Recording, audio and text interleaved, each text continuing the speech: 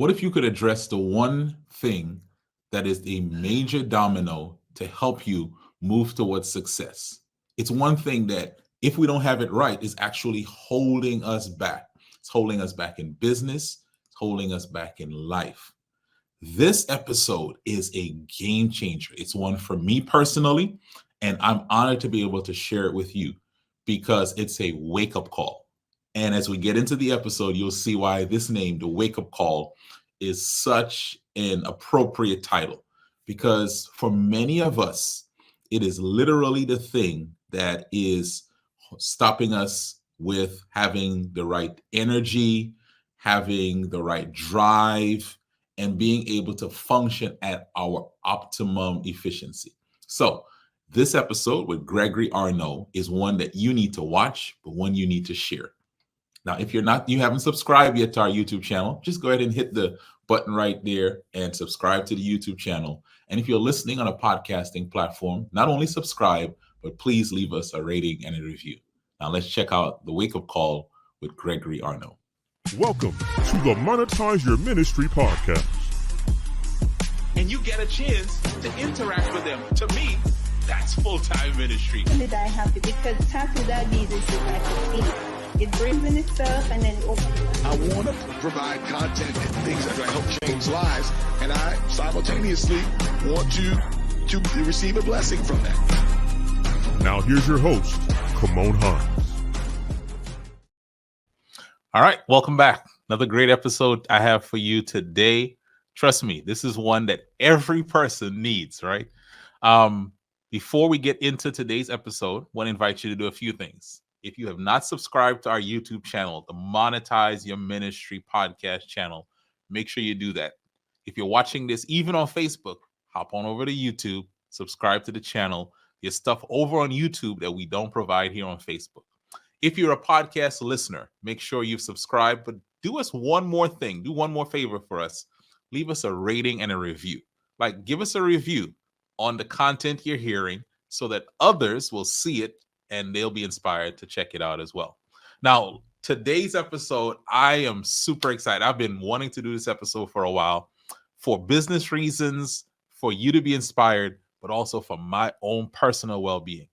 And I want to just bring up our guest. And as we begin to unfold this episode, you'll see why I told you this one is a must-see for all of us today. I want to present to some and introduce to others Mr. Gregory Arneaud. Greg, welcome to the podcast. Thank you, my brother. Thank you so much for having me today. Greg, now you're going to make everyone jealous because I'm in Tampa, Florida right now. And some people are like, oh, that's great weather. But Greg, where are you right now as we're doing this interview? I'm in the beautiful land of Trinidad and Tobago. Yes. And for those who do not know this about me, I am from Trinidad. So when you told me you're doing the interview in Trinidad, I just felt like I needed to get on a plane and we need to do this interview in person. But this is the second best option right here. This is the second best option. Now, Some people may not know Gregory Arneaud. Who is Greg Arneaud? Let's let these people know a little bit about who you are. For those that may know me, they may be aware of my mission or my purpose and refer to me as more or less the voice of sleep health or even a sleep apnea expert. But at the end of the day, I'm just a humble guy, man, just trying to help as many people as I can from suffering from some issues that people don't realize is connected to how well you sleep. Yeah. You see, what happened is I saw my grandmother just live a pretty, sad ending to her life over the years with dealing with a number of issues because she had a condition that most people didn't have a lot of information or knew much about. And by this, I gained about 25 years of experience as a respiratory therapist and founded an organization called ISD Health Solutions here in Trinidad as a way to kind of bridge the gap of the lack of awareness and education to those people that don't understand the importance of sleep health. And obviously I did it in our hometown of Trinidad and Tobago as a start, and eventually kind of took me out throughout the Caribbean from Jamaica, Barbados, St. Lucia, Guyana, the Bahamas. So it hasn't been too bad of a journey, as you can see. Yeah, the most important thing. You were saying, go ahead. You tell us the most important thing. Well, the most important thing I would tell you is that most people would never understand that there's nothing you know about your sleep. sleep is a place where we don't recall anything that happens, but something that is pretty significant that we should know is that we still need to oxygenate our bodies. And this issue of sleep apnea was a direct impact and threat to that ability to do so. Yeah, Greg, I'm telling you, the reason I said we needed to have this interview is I just came back from vacation and I struggled to sleep. And we're going to get into your book as well. Greg is an author now. Congratulations, my brother. The Thank book you. is I appreciate out, it. and y'all need to make sure you get the book. The book is called The Wake Up Call, How You Sleep is How You Live. That lack of sleep every day would affect when we would go to museums and stuff. I'm falling asleep on the rise. I'm falling asleep, in the museum, sitting down. Anytime I sat down, I'd fall asleep. And I just thought to myself, man, Greg, you need to give me and give people like me some help. Because here's the thing, Greg, a lot of people are sitting on great ideas. They have things that they need to do, but they don't have the energy. They don't have sometimes the motivation. And all of this is tied to sleep. And a lot of us, we've almost given up. Like, this is just going to be my lot. This is just going to be my burden. This is just who I am. And we need someone like you. And I want to really just dive into your story because you gave us a little bit of that story, but we're going to unpack it a little bit more. So tell us what kind of helped shape your interest in the work that you're in. You kind of shared a little bit. You said your career is a respiratory therapist. Kind of, what do you want to go into that career? Oh man, the crazy thing about it was because of a girlfriend that I had that wanted me to do a little more with my life and kind of challenged me to do something. And I met a friend of mine that had just finished a respiratory therapy course, and I just asked him, like, what did you do to be able to do this job? Like, what is it that you actually do? And he took me on a clinical day with him to one of the places he was working at. And I said, you know what? This seems pretty interesting. I think I'd give it a try. And didn't really have a passion for it or anything like that, to be honest. I was just looking to do something. And I kind of just got into the field and learned so much over the years and expanding to different parts of medicine as a result of it. That's fascinating. Like, we usually have much more like lofty, like, I will always mess with this as a child. It's like, nah, man, like, I I'm gonna keep it appreciate real. the realist. Yeah. I'm gonna keep it real, man. You when you first started in this work as a respiratory therapist, you work for a company or you immediately started working on your own? Like, what's your work journey look like? Well, I started off working at Aventura Hospital in Miami, where my mother worked for about 10 years. And that was one of the proud moments I think she was able to share, to get to work side by side with her son. I then eventually left the hospital after a little less than a year, got into home care medical services because I realized, if you could help people in their home versus being in a hospital, that would probably be the best place I'd want to be myself, and dealing with different types of health issues, and kind of saw that it was a huge opportunity there to do more and kind of see different outcomes. Because in a hospital, to be honest with you, it's never a nice place to be. It's everyone's kind of always on their last breath in some cases, or people have lost someone, or like I said, it's just really not an exciting place to be. And home care, I got to meet so many different people and see so many people's homes and how they lived. And it just brought me to new adventures each day that I kind of eventually gravitated to and enjoyed. That's I cool. went from home care, medical services and medical services in the home area to eventually getting into medical device sales. I started selling medical devices across the United States for different manufacturers that made technology to diagnose sleep apnea in the presence of your home, which was obviously very convenient as well. The other side of that, it was that after doing that for about 7 years for a couple of different companies, God led me down a trail to become an entrepreneur. I was never something I planned, just as much as I didn't plan to become a respiratory therapist. I just kind of was catapulted into an area now where I felt that it was a need to address certain things. And here I am 12 years down the road in this journey. I'm still here. Greg, now we're talking about faith, right? And this is a podcast. Our guest today is Gregory Arneaud. You said God led you into this field of entrepreneurship, right? Because you got your career, and you've kind of transitioned a little bit. Now you're selling the equipment. But what made you just kind of talk about that mindset shift and what was happening with you that you said, okay, I'm going to start something of my own. I'm curious.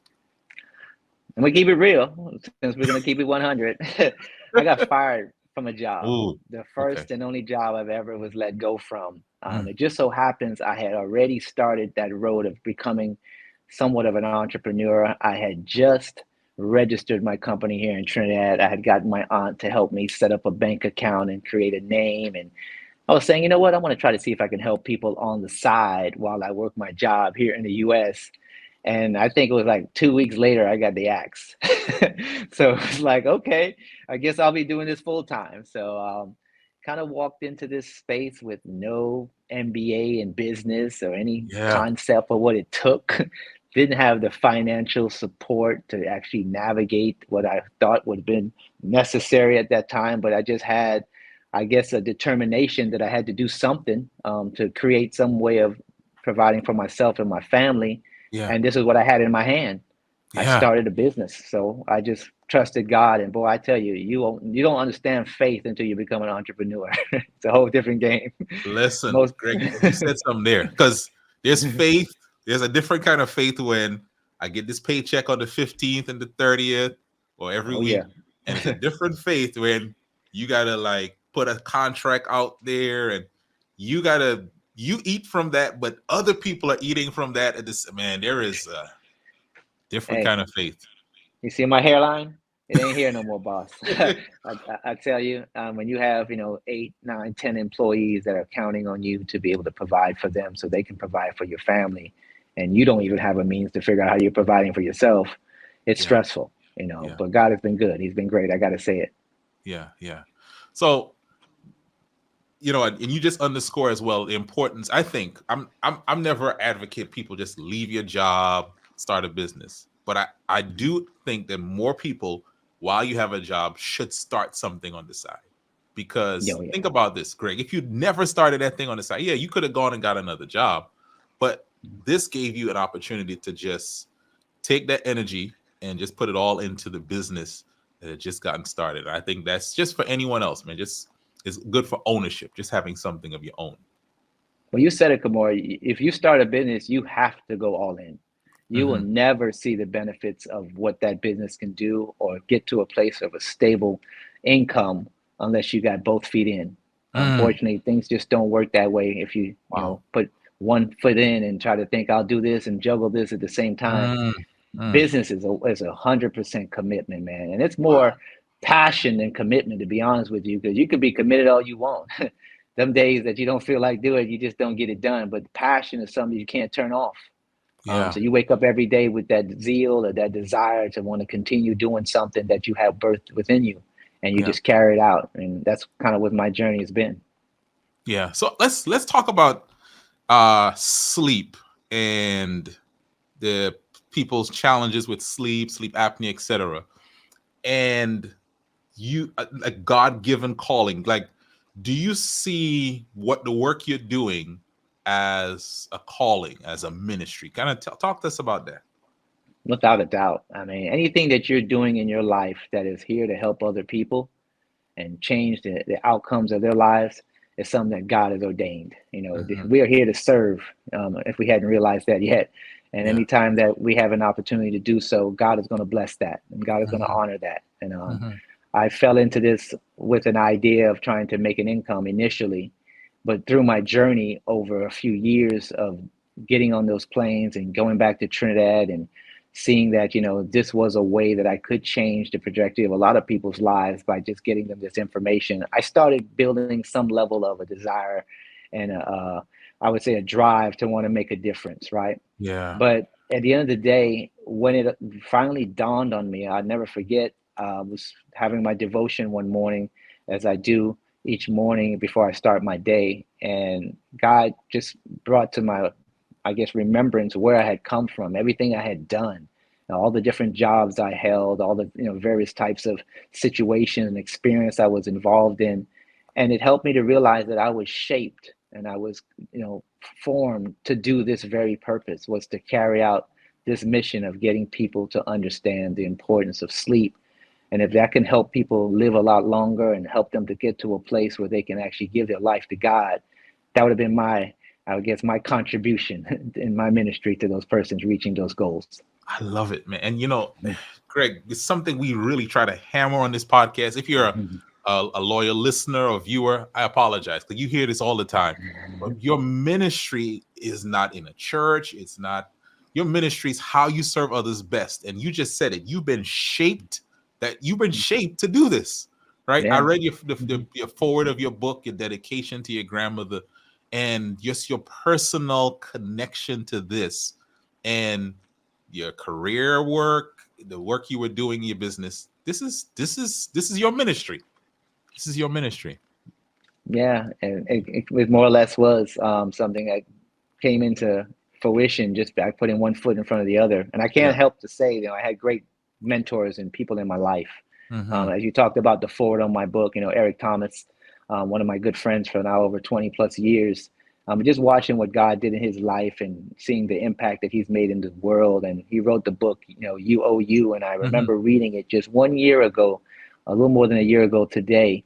It inspired me that I needed to do something and leave a legacy and carry out this into a whole different level that I never thought. I never thought I'd be an author, but here we are, 2023, October, I got my first book. Listen, this is the first of it's going to be more. Now, I'm going to take people back, make a few connections. This is not the first time I'm interviewing you. I interviewed you in a group that we both are part of called the Winning Circle. And I remember when I interviewed you, I said to my wife, this guy is onto something here with how he's talking about sleep and the work he's doing. And before we got on, you shared that you've traveled now, is it 30 to 40 flights one way? So that's about 60 to 80 flights, right? Because you're in Trinidad, but you live in Miami. And what people may not know, you're one of the most fit people I've seen. I see you online. Dude, you got a great jumper. I've seen you play basketball and some of those clips. But this work is something that has driven you to the point where you're taking all these flights and all of this stuff. What keeps you motivated beyond the money? Like, what keeps you motivated so much doing this work? Man, I guess the story of Jonah. I don't want to get spit out of the whale, man, and back to Nineveh. This is what God put me. He put me here for a reason. I realized it. I embraced it. I realized that I was shaped for this. I wasn't something I had to be nervous about or have to be concerned whether I can do it. This was what I was created for. I think losing my grandmother and watching her go through all the health issues she had and almost losing my dad. I remember back in March of 2015 to have a stroke. Well, man, I was in Trinidad and my dad called me just before I left and he says, "Hey, man, I can't sleep. Can you help me out? Can you get me some pills? I need some pills because I can't sleep." And, in Trinidad and the Caribbean, it may be a little easier to pick up something at the pharmacy without having the doctor's prescription than what it would be in the U.S. So I picked up some insomniatic pills, Lunesta, Ambien, various different types of hypnotics that you can get. And I gave it to him as soon as I landed, handed it to him, and then went home. Not thinking that 3 years prior to that time, I had diagnosed him with sleep apnea, utilizing some of the tools I had access to that I was using in the Caribbean. But, like some stubborn Trinidadian fathers, I don't know about your dad, but they don't tend to listen too well to their kids if it doesn't come down organically from them. But he didn't really take heed to the information I was sending to him about sleep apnea and how it could impact him. And I told him he would probably end up having a stroke or a heart attack, or even worse, falling asleep behind the wheel, if he wasn't getting enough rest. And sure enough, man, my mom called me about 4 a.m. that morning, and she said they were on the way to the hospital. I was like, "Well, to do what?" And the dad just had a stroke. I'm like, "What? I was just at the house like 6-8 hours ago. He was looking fine." Anyways, I rushed down there and I got to his bedside, and I kind of just said, "Dad, we already knew this was going to happen, right? You remember the conversation we had?" And he was kind of looking at me with like the deer in headlights look, and I was like, "You remember I told you that sleep apnea could lead to this?" And he, for a moment, just paused and he said, "You know what? I think I need to do something now." I said, "Let's do it." When I got him a CPAP machine that same day, that night, he wore it. he woke up the next day feeling a little better than he did before he got there. And the next day he felt even better than that. And before you know it, the doctors were telling him, we don't understand, but we thought we were going to have a surgery, but it seems like everything is just cleared up. They discharged him. He had never looked back, had been on that device every day. My dad's 76 years old today. As I spoke to him today after him doing 15 miles of riding his bike and walking to get Come his on, day man. started, man, I'm Come on. telling you, bro, this is life changing. Yeah. My mother, the light bulb went off in her head. She's like, let me get that test. Let me see if I'm okay. My mom ended up finding out she had mild sleep apnea as well. And I put her on therapy. My aunts, and it became something that I realized that God kind of led me before everyone like Joseph, to go back and save Yeah. my family, to Yeah. help them get the access to this information that most people just don't find out till it's a little too late in the game. Yeah. And this motivated me, man, because, my only connection to Trinidad, to be honest, was through my heritage of my family. I wasn't born in Trinidad. I was born in the U.S. But this drove me back to Trinidad and kept me here because I realized I could not turn my back on these people that did not have this information, because who would come and be the savior? Who would come and bring the message? Who would take the sacrifice to bring this information here and bring the solution? So there you have it. I'm here until God sends me someplace else. This is what my journey is about. Man, I love it, man. I love it. Greg, like, let's talk about the problem that you're addressing. How prevalent is sleep apnea? I'll just be transparent. My wife tells me I have sleep apnea. I'm like, yeah, I don't think so. But she's probably right, because when I'm sleeping and she's awake, she can hear. My wife is a medical professional. But how prevalent is that? And for some people, we almost don't want to admit that we have that, right? So just kind of talk to us about that. Well, first off, you got sleep apnea. If your wife tells you, you got it. Your bedside partner is going to be your best solution to understanding what's happening to you in your sleep, because you wouldn't have a clue what happens in your sleep. I would say that statistically showing that more than 1 billion plus people are suffering from this condition and have no clue, and less than 10% of the market has actually even taken the test or received some level of treatment. In the Caribbean, and while I'm here, there's very little knowledge of this or expertise or solutions. And the English-speaking Caribbean makes up just under 10 million lives, between Jamaica, Trinidad, Barbados, St. Lucia, all the various islands. And I would say at least a quarter or maybe even a third of the population in the Caribbean are dealing with health concerns directly related to sleeping disorders like insomnia and sleep apnea. So this is very prevalent. Most people don't ever get the information until they've had the heart attack or stroke or the motor vehicle accident, or they've actually ran their bedside partner out of their lives. I mean, because if you can't get a good night's sleep next to someone, guess what you got to do? Find someplace else to sleep. It's called sleep divorce, in some cases, and it impacts relationships. So gratefully, your wife has some level of understanding in the medical field that this is something that you may be dealing with. And I'm hoping that after our conversation today, as soon as I get back to Trinidad, I'm about to take care of you. No, listen, absolutely. No, but to your point, is there a stigma that, I'm just, I'm going to use me as I don't want to admit that I have a problem. I'm just really tired, so I snore extra, right?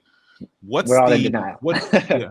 What's causing us to not even seek the testing and that kind of stuff? Because there's no pain associated to sleep outside of the elbow you might get from your wife to roll over if you're getting a little loud.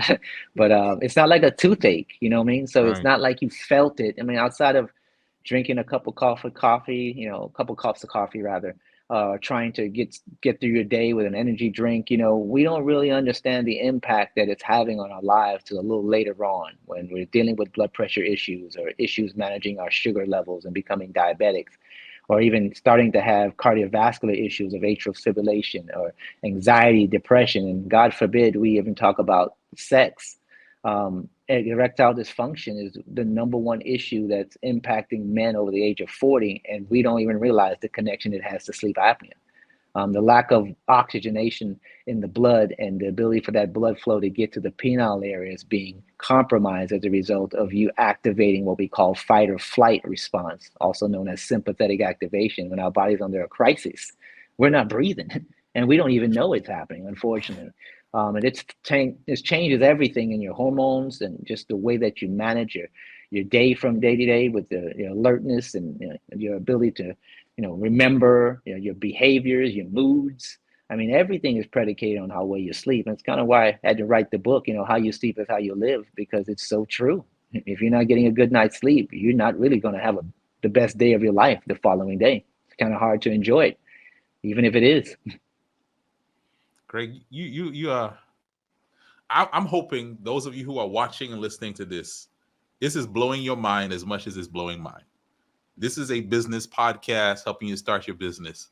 But I'm going to be honest. If you don't have enough energy, if you're not sleeping well, you're not creative, right? Mm-hmm. Your mood isn't the best, so you're not optimistic about opportunities and things in front of you.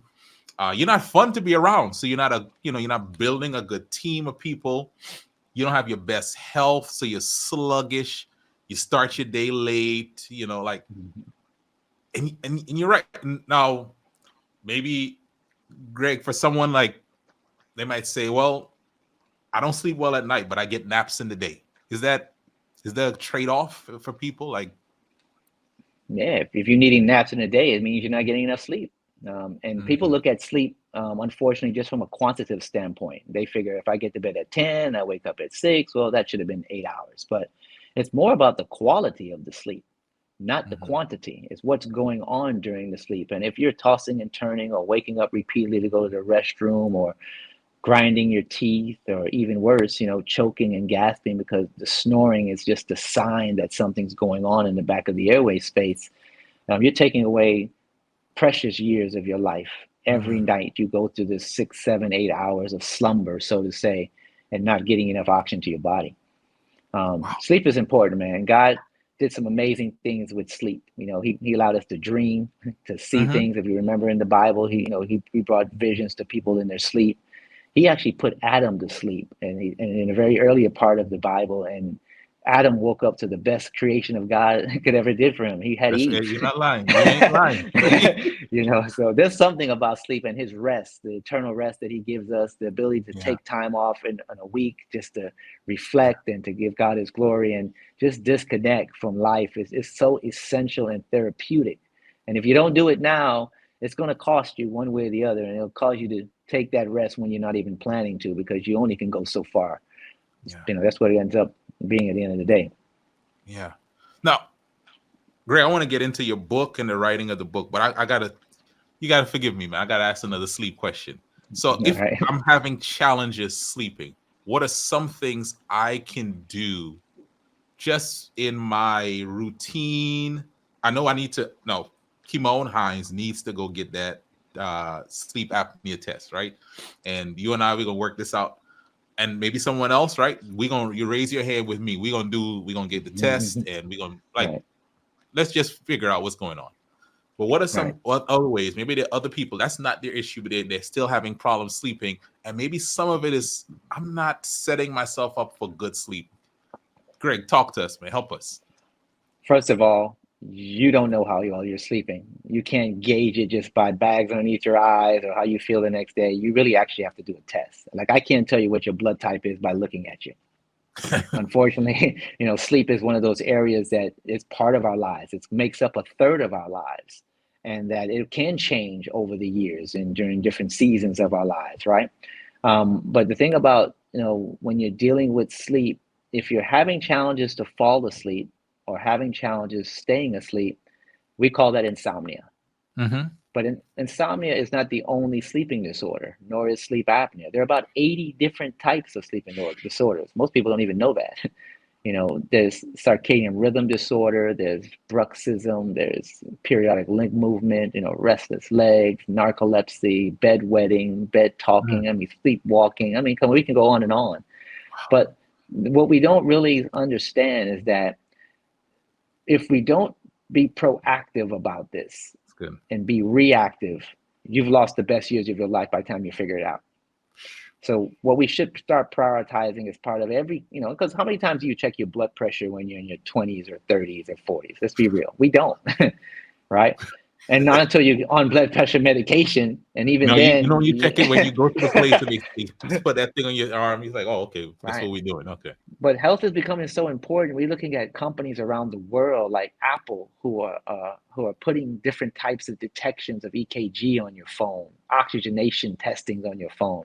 And of next year, they've indicated they're going to be putting sleep apnea detection on your Apple Watch and so forth. So Wow. if we don't see where the world is moving to right now, addressing this importance of sleep and more importantly, what sleep apnea is doing and impacting your life, you're not reading the writing on the wall. Apparently, Yeah. you're kind of sleeping on the job, so to say. Yeah. Yeah. Yeah.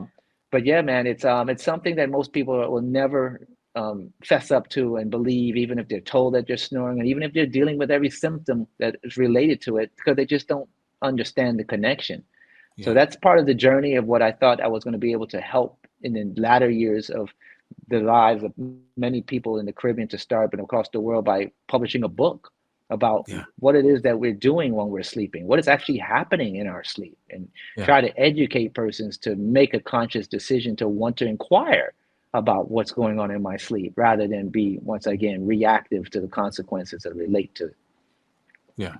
Greg, that is so good. And by the way, there's another sleep disorder called being teenagers.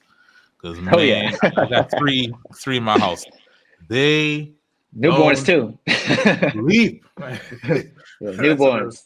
Yeah. They're on a whole different sleep schedule. And so My I'm God. there with you, man. And Yeah. sleep is, like I said, it's impacted for a number of reasons. We've all Yeah. had a restless night one way or Yeah. the other from some particular reason. And Yeah. it's just a gift that God gave us, Yeah.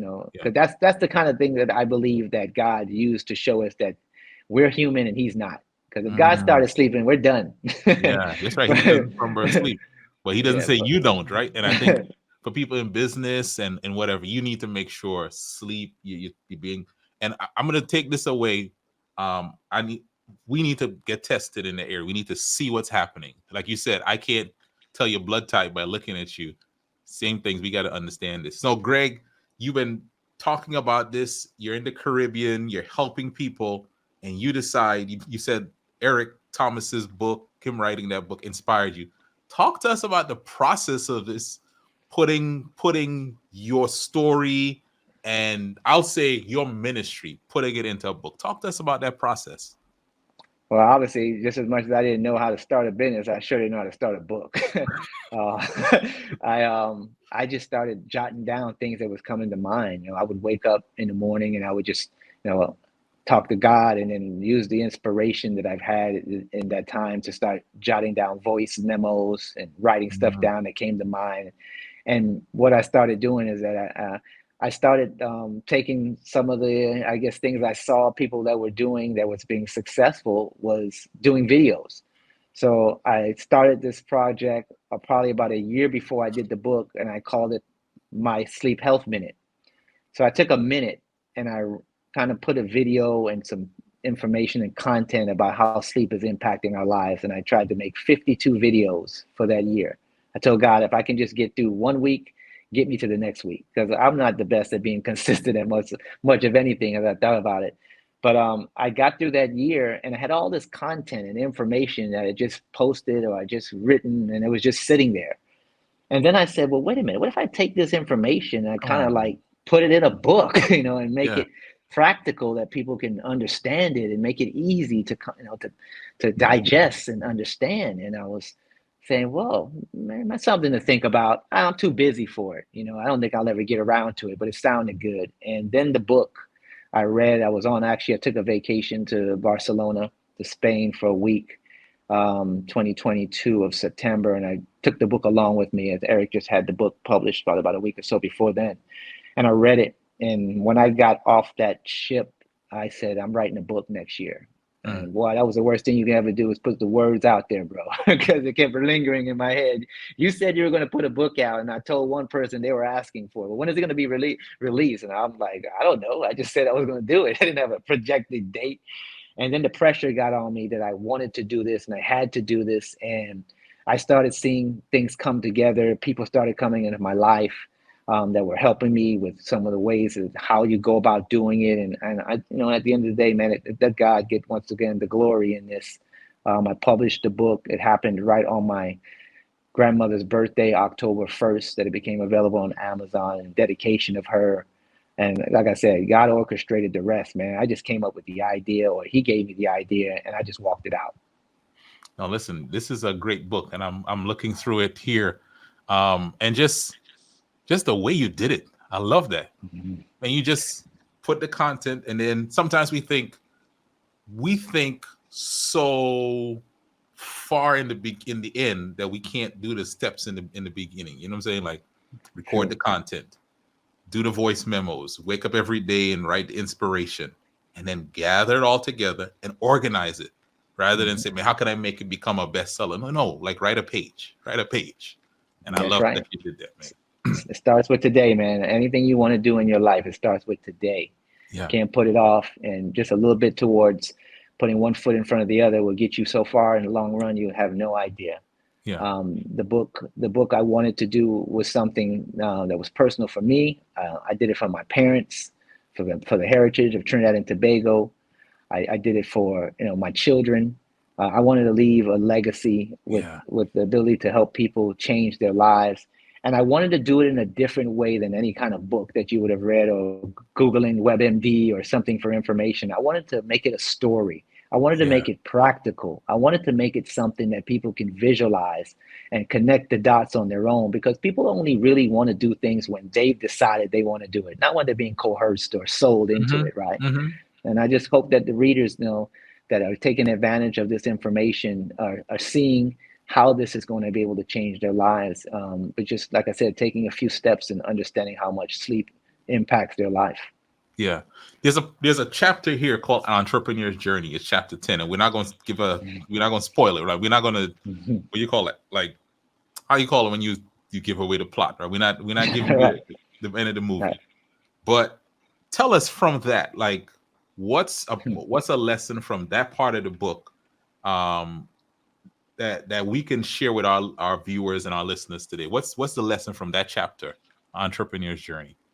And I'll tell you, that's a book by itself. Mm-hmm. But I was Yeah. able to put it in a chapter. I That's made it the that's book last number chapter. 2. That's gonna be book number 2. Yeah, possibly, because it ain't over yet. I'm still on the Mm-hmm. journey. But Mm-hmm. that chapter to me was it all. It brought me back to the day one, like when I Mm-hmm. thought about starting a business, to where Mm-hmm. I'm at today, and the pitfalls and all of the highs and the lows I felt along the way. And it was something that I didn't really think that people would care about what I was doing or who I was. So I wanted to leave it for the last part of the book, right? I didn't want to start off with that. But I wanted persons that read the book to understand that being an entrepreneur is not for suckers. You got to Yeah. be pretty consistent and committed and passionate, and not going to take any pitfall or objection or that's going to take you off course from you getting to your goal. Like, if you're going to do that, you got to be 100%, 120. You got to be in it. Mm-hmm. And it was so amazing to go back 10, 12 years to just try to figure out how I got where I was at today. Yeah. And I wasn't a person that wanted to pat myself on the back over the years. And I never looked at any particular situation as a milestone that I was trying to reach. I just kept going. I was excited when I was like, wow, I was on a TV show. Okay. Wow. I wrote an article in a newspaper. Wow. I did a presentation, and I'm not even thinking about what I'm doing, because I'm just thinking, what's the next thing? I just got to keep going.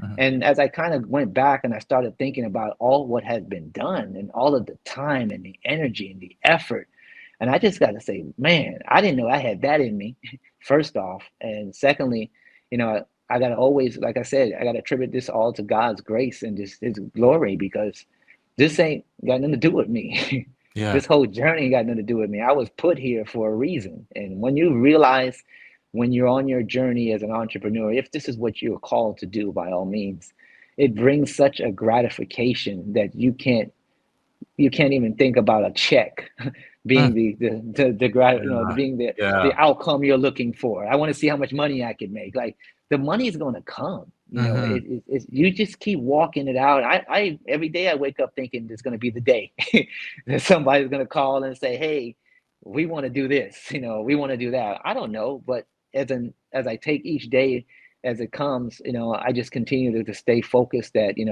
I'm on a path that I was set to be on. And I feel like Noah, preaching about a problem or issue that's coming that people are not taking heed to. Yeah. And yet everyone is like, looking at you like you're crazy, like, sleep? Really? You're selling sleep? I'm like, I'm not selling sleep. Sleep is free. What you don't know is that if you don't get it, it's going to cost you in the long run. And That's good. God, man, like I said, God has been good, man. I've seen and I've met so many influential people along this journey. I've gotten testimonies from people's lives that have changed, relationships that have been able to come back together because of the social impact it's had on persons being able to sleep with their spouse. And like I said, man, it's just, if you want to get closer to God, start a business. That's the quickest way to get there. Your faith is going to change dramatically when you Yeah. realize, like what you said, it ain't no first and 15th in business. Yeah. Now, Greg, business tip, right? You are, man, listen, I'll just say this. I'm gonna look you in the camera and say, you are doing it, man. I admire the work you're doing with your business. Thank The you, fact man. that you're able to move around, manage people, your team. I had to interact with one of your team members, just so professional. Man, you're doing it. And I know that's not, like what we see you doing now is not how you started. So No. somebody's getting started and they're looking at you now. What's the advice you would have given to Greg now in hindsight? Mhm. What would you give to that Greg who was starting out back then with the knowledge you have now? What would you tell that Greg that was starting out? Well, I'm just going to say, basically, like I said before, you got to get rid of the naysayers. You got to get rid of the objections, the distractions, the pitfalls, from being the focus. Just Mm-hmm. know they're coming. Just know it's Mm-hmm. coming. And just know that what you saw in your vision or why you started your business is what you got to keep in front of you every day. Good. Good. Consistency is a blessing. Everything happens as you sow it, and you continue to sow it, you get to see the harvest. I love it. Business, if you're in business for 3 years, 5 years, 10 years, you think that you should have reached somewhere, and you don't realize that the people that you are seeing making the biggest impact in the business that they're in were probably in it for at least 20 years before you notice. So if you don't have that in your mind, that that's where you're going with this, no matter what, like we said earlier, commitment is one thing, but passion will get you a lot further. Yeah. That's good. That's good, Greg. That's good. Greg, let's tell people a few things. Tell them how they can find your business website, how they can connect with you online, and then people got to get this book. Listen, you get this book for yourself for the holidays, for the Christmas. Get this book for somebody you love. Get it for them so you can get some benefit for yourself. So tell us what's your website for your business and the people watching this in the Caribbean. So it's particularly for you as well. What's your website, Greg? ISDhealthsolutions.com is the name of the organization. We're on Facebook. We're on Instagram. I think we just opened up a TikTok the other day. You on there? LinkedIn. You on there I doing mean, the I'm not dances? personally, not me, no, You're not on yet. there I doing haven't gotten dances? that far yet. I'm not there yet. I'm still working on a few of my moves. Yeah. Yeah, that's the easiest way to find us. More importantly, if you are wanting to get help, if you just go to the site there, I offer a free sleep consultation. Wow. I figured that God's ministry is free, but the work costs money, to do right to get it to happen. Free. So Come on. Man, listen. I get Listen. That those of you who stayed watching till the end, y'all just got the total value. Go to this website, isdhealthsolutions.com. If you're listening, isdhealthsolutions.com. If you're watching, it's on the screen, and sign up for a free sleep consultation. Greg, tell us how to get the book. Listen, folks, we're not just going to go get the free consultation. Let's buy this man's book. Show us the book again and tell us where we can get it. The book, The Wake Up Call, How You Sleep is How You Live, is available on Amazon. We have it on hard copy. We have it paperback, and it's also on Kindle. Nice. I'm supposed to be working on the audiobook here for the start of the year to at least be able to give the persons who, like myself, would rather listen to something or multitask and be able to get the information rather than sitting down and reading like some of the old schoolers would do. It's available now. It will change your life. I haven't had a person that read that book had not come back to tell me how they couldn't believe what they were reading. It kept them engaged from one chapter to the next. And my dad, who is my biggest critic, read the book in the first few hours. I handed it to him, and he said, "Son, I got to tell you, this is going to be a bestseller." That meant more to me than anything, because my dad is not easy to please. Yeah. And he would tell you how it is. But the Yeah. good news is, like I said, is that if you do have a friend or a loved one or a family member that's suffering from sleeping disorders, our organization was built for this opportunity to give you more insight and education about sleep. Go to the website, fill out the form, tell us a little bit about your history and some of the symptoms and issues that you may be dealing with. Allow our sleep care professionals to kind of talk to you a little bit about what it could possibly be, and encourage you to maybe start getting a sleep study test as the first step to understanding what's going on in sleep. And then at the end of the day, based on medical necessity or ways that we can tailor make plans for you to get a better night's sleep, it may even just start with you putting that phone down a few hours earlier before the time at night, or staying away from caffeinated products at certain times of the day, getting the lights turned off, making the room cool, making sure that you have brought yourself to a state of mind of relaxation, kind of meditate, pray, light stretching, whatever it is that's going to take for you to work on getting you to a place of rest. You should start prioritizing that as a first step. The other step is get some information about the data of what's going on in your body, what's going on in your sleep-wake cycles. You have what we call light sleep, deep sleep, REM sleep. Sleep is so fascinating, dude. I mean, I tell you, it'll blow your mind when you start thinking about all of this happens in sleep. And that makes you just realize it had to be a creator. Yeah. This cannot happen by itself. It had to be designed this way. So I encourage all your listeners, Kymone, I thank you for the opportunity to share on this particular podcast about this journey that I'm on, and yeah, it's a business, but it's become a lifestyle, so we all got to do something to make money. I'm glad I'm doing what I love, and at the same time, I can impact lives, and hopefully at the same time, use what God has given me as resources to help more people. And it's free to you, but I had to pay for it to make it happen. So just know it costs. Gregory Arneaud, man, this was an amazing podcast. You just took like 2 minutes and gave us a whole TED talk on sleep right here at the end, that we could do this again and again. And so for those of you who are watching this, make sure you go to that website, isdhealthsolutions.com.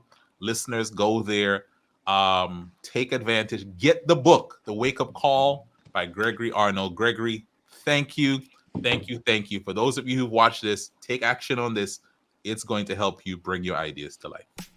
Thank you for listening to the Monetize Your Ministry podcast with Kymone Hinds. For more information, visit our website at www.monetizeyourministrypodcast.com. That's www.monetizeyourministrypodcast.com. Find us on YouTube, Spotify, and Apple Podcasts. Please share this episode with someone who needs it. Let's increase our income and impact.